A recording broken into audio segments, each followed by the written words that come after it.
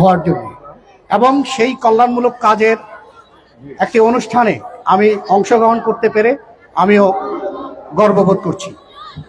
আজকে সম্মানিত সভাপতি, প্রধান অতিথি হিসাবে যিনি আছেন, যিনি একজন সাদা মনের মানুষ, যিনি একজন সজ্জন ব্যক্তি, সামনে নির্বাচনকে কেন্দ্র করে প্রত্যেকটি অঞ্চলে একাধিক প্রতিপক্ষ থাকেন। যারা এখানে প্রতিপক্ষ আছেন তাদের সাথেও আমার আলোচনা হয়, কথা হয়।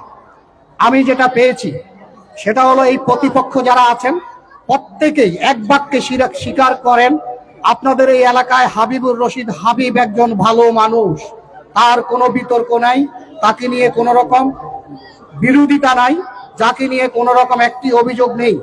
আমি মনে করি ঢাকা নয়, এটা আমাদের সৌভাগ্য।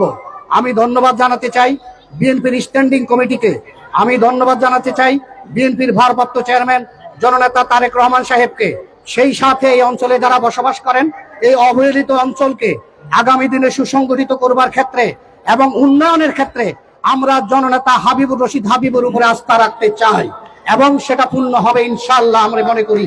আরেকটা জিনিস হলো আপনাদেরকে বলি, এই হাবিবুর রশিদ হাবিব আমি দীর্ঘদিন থেকে যাকে চিনি, যার নেতৃত্বে রাজনীতি করেছি, তার মতো একজন মানুষের কর্মী হিসাবে আমি গর্ববোধ করি এবং এই কথা নির্দ্বিধায় বলতে পারি, যিনি নিজের সংসারের চাইতেও দলকে বেশি ভালোবাসেন, যিনি নিজের সংসারের চাইতেও এই অঞ্চলের মানুষকে বেশি ভালোবাসেন, সেই জাতীয় একজন মানুষকে যখন আমরা আগামী দিনের নেতৃত্বে পাচ্ছি, আমাদের প্রতি 17 বছরে যে অত্যাচার হয়েছে, যে নির্যাতন হয়েছে, যে নিপীড়ন হয়েছে, আমরা 17 বছর ধরে ধান খেতে পোকামাকড়কে মেরে আমরা ধানের চাষ করেছি।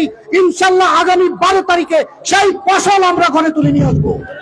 সবাইকে ধন্যবাদ। আসসালামু আলাইকুম।